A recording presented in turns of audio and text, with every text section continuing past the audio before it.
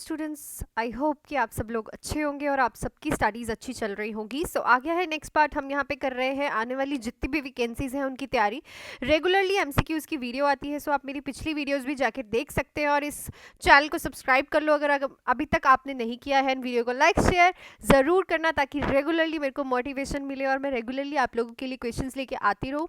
And अगर आपको मेरे पढ़ाने का तरीका अच्छा लगता है तो आप ज्वाइन कर सकते हैं मेरी बैचेस में, जिसमें मैं खुद में आपको 1-to-1 स्टडी करवाती हूँ। आप कोई भी वैकेंसी की आने वाली जितनी भी वैकेंसीज हैं उनके लिए कोई भी बैच जो है ज्वाइन कर सकते हैं। हमारे 3 बैचेस जो है रनिंग में चल रहे हैं। 799 का एमसीक्यू बैच जो कि 2 मंथ्स का है। ओनली एमसीक्यूज इसमें करवाए जाएंगे 2 मंथ्स के लिए। हर एक टाइप का एमसीक्यू टॉपिक वाइज आपको करवाया जाएगा। 1499 का जो बैच है वो है 3 मंथ्स का बैच, जिसमें आपको एमसीक्यूज के साथ साथ important topics and test series भी प्रोवाइड की जाएंगी। एंड हमारा 2499 का बैच है जो कि 4 मंथ्स का बैच है, जिसमें आपको फुल थ्योरी का प्रॉपरली आपका बेसिक क्लियर किया जाएगा with MCQs, test series, doubt classes. तो हमारा ये ऑल इन वन बैच रहने वाला है। डीएचएस पंजाब की वैकेंसी जो अभी आने वाली है उसके लिए 999 का क्रैश कोर्स जो है वो स्टार्ट हो गया है। 2 मंथ्स का ये क्रैश कोर्स रहेगा, जिसमें हम इंपॉर्टेंट चीज़ों पे फोकस करेंगे और टेस्ट आपके रेगुलर लेंगे। सो आप ये बैचेस ज्वाइन कर सकते हैं इस नंबर पे कॉल या फिर मैसेज करके। हम चलते हैं अपने क्वेश्चंस पे। 32 क्वेश्चंस हम कर चुके हैं। क्वेश्चंस हर एक तरह का मैं करवा रही हूँ। आप 33 क्वेश्चंस हमने करने हैं। 32 क्वेश्चंस हमारे ऑलरेडी हो चुके हैं। आप पिछली वीडियोस जाके देख सकते हो, एक सीरीज चल रही है। क्वेश्चन पे चलते हैं। 33 क्वेश्चन कह रहा है, for determining the serum lithium level the blood specimen should be obtain. तो जब भी आप किसी का लिथियम लेवल चेक करने जा रहे हो, किसी को लिथियम जो है चल रही है उसका लिथियम लेवल आपको चेक करना है, तो जो उसका ब्लड सैंपल लोगे आप वो कब लोगे? आफ्टरनून में, before breakfast, before lunch, before bed time. So obviously early morning before breakfast fasting sugar level लिया जाता है। ठीक है, बिफोर ब्रेकफास्ट जो है जब भी आपने सीरम लिथियम लेवल चेक करना है, आप ब्लड सैंपल तभी, मोस्टली जो ब्लड सैंपल्स लेते हो वैसे आप फास्टिंग पे ही लेते हो। ठीक है, ये चीज़ को याद रखना। इजी क्वेश्चन था बट ऐसे क्वेश्चन आ जाते हैं। नेक्स्ट है, 18-year-old female patient diagnosed with anorexia nervosa tell the nurse, I have what I see at mirror, I look too ugly and fat, which of the following strategy by the nurse is appropriate to deal with disoriented perception of the patient. तो 18 साल की female है, anorexia नर्वोजा हुआ है। Anorexia नर्वोजा होता है patient खाता ही नहीं है क्योंकि उसे लगता है कि वो मोटा हो जाएगा। वो नर्स को बोलता है कि जो मुझे मिरर में दिखता है मैं बहुत ज़्यादा अगली हूँ। तो जब ये नर्स देखती है तो उसको समझ आ जाता है कि इस चीज़ को वो कैसे डील करेगी। जो पेशेंट की परसेप्शन है जो ख़राब हो गई है, अपने आप को परसीव जो कर रही है वो गलत कर रही है, उसके लिए वो क्या स्ट्रेटजी फॉलो करेगी। Focus discuss on food and weight, provide objective data feedback about patient weight, avoid discussing the patient perception about weight, all of the above। obviously क्या होता है कि आपको पहले ना provide objective data feedback about patient weight, कि उसका weight वो अपने आप को अगली समझ रही है, क्या weight है। फिर उसको आप objective observation करनी है अपने patient की, को वो ऐसा क्यों सोच रही है, क्या सही में उसका obese तो नहीं है वो, जिसकी वजह से उसका ये जो perception है अपने लिए इतना गलत बैठ गया है कि वो इतनी मोटी है इसलिए खा नहीं रही है। सबसे अच्छी स्ट्रैटेजी होती है कि ऑब्जेक्टिव डाटा का फीडबैक है जो अबाउट पेशेंट वेट जो है वो आप प्रोवाइड करो। उसको बीएमआई के बारे में समझाओ कि बॉडी मास इंडेक्स क्या होता है, तुम बिल्कुल ठीक हो, नॉर्मल हो। ठीक है, ये सारी चीज़ों पे, स्ट्रेटजीज पे आप वर्क करोगे।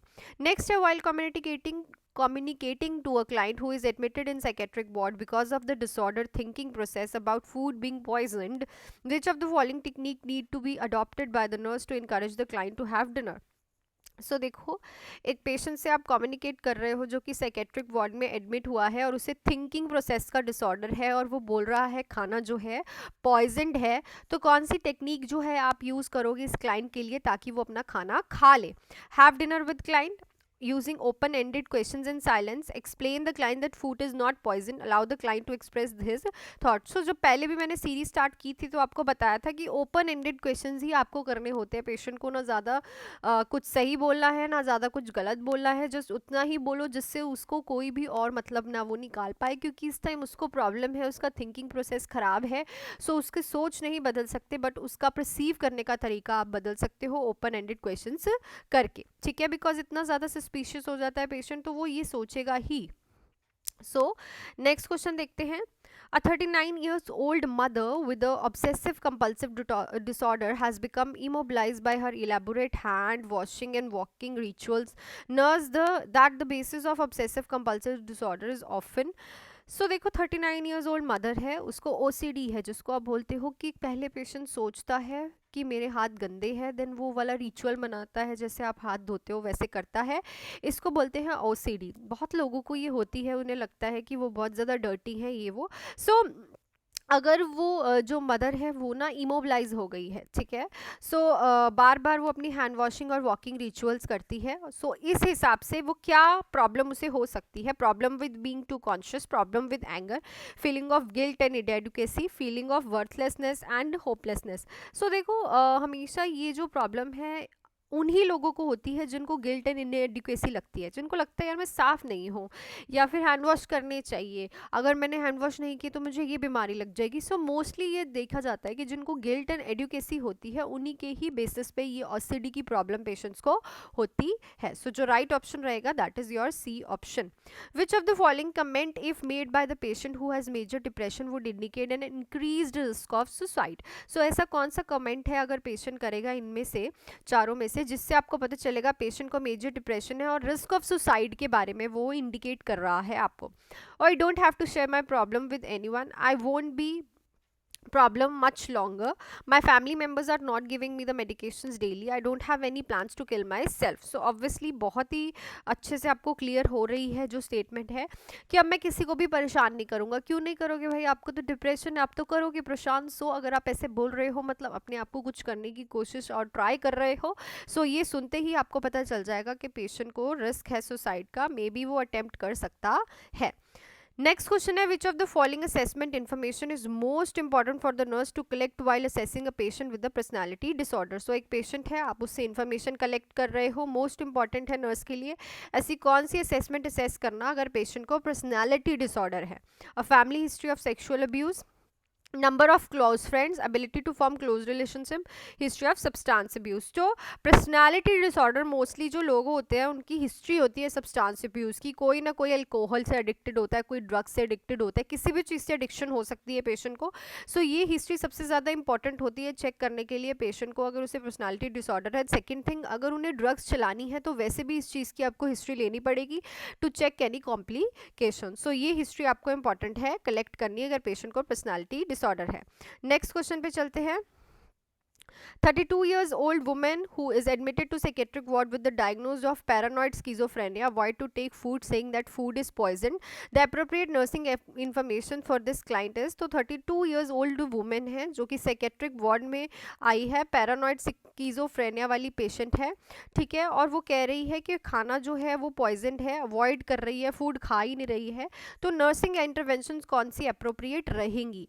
पैरानॉइड स्किज़ोफ्रेनिया आप लोगों को पता है, स्पीशियस हो जाता है पेशेंट, बहुत शक वहम करता है.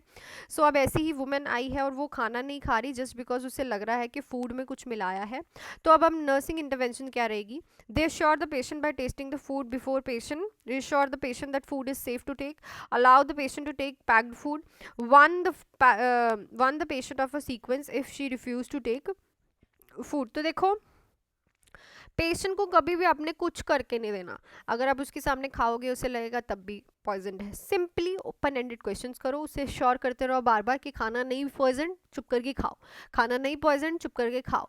ये कहोगे तो वो खा लेगा, नहीं तो वो आपकी किसी भी एक्टिविटी पे अपना जो रिस्पॉन्स है वो नेगेटिव दे सकता है और वो नहीं खाना खाएगा, ठीक है. क्वेश्चन नेक्स्ट है perception of an object in the absence of stimuli. जब आप किसी चीज़ को परसीव करते हो और स्टिमुलाई प्रेजेंट नहीं होता तब भी, ठीक है, तो उसको क्या बोलते हैं. Illusion, hallucination, delusion, confabulation. It's a hallucination. Presence of stimuli में इल्यूजन होता है और this is a false and fixed belief, ठीक है. That's it for this question. पहले तो वीडियो लाइक कर दो एंड सब्सक्राइब कर लो इस चैनल को फटाफट से रेगुलरली ऐसे ही अच्छे अच्छे क्वेश्चंस करने के लिए. एंड अगर आपको बैचेस ज्वाइन करने हैं so please do call on this number, और आप डायरेक्टली मैसेज करके भी विदाउट टाइम वेस्ट किए आप बैचेस ज्वाइन कर सकते हैं. DHS पंजाब की वैकेंसी ऑन द वे है, कभी भी आ सकती है. 999 का क्रैश कोर्स जो है वो स्टार्ट हो चुका है, तो फटाफट से ज्वाइन कर सकते हो. साथ ही में अदर जो बैचेस है और अदर जो वैकेंसीज आने वाली है SIC CHO पंजाब, नॉर्सेट, सारी वैकेंसीज़ की प्रिपरेशन जो है हमारे ये 3 बैचेस है 2499, 799 MCQ batch, important topic plus MCQ batch and full theory batch. कोई भी बैच आप इस नंबर पे कॉल करके ज्वाइन कर सकते हो। So thank you so much, all the best, do hard work and make your parents proud. मिलती हूँ कल की वीडियो में, तब तक के लिए पढ़ें।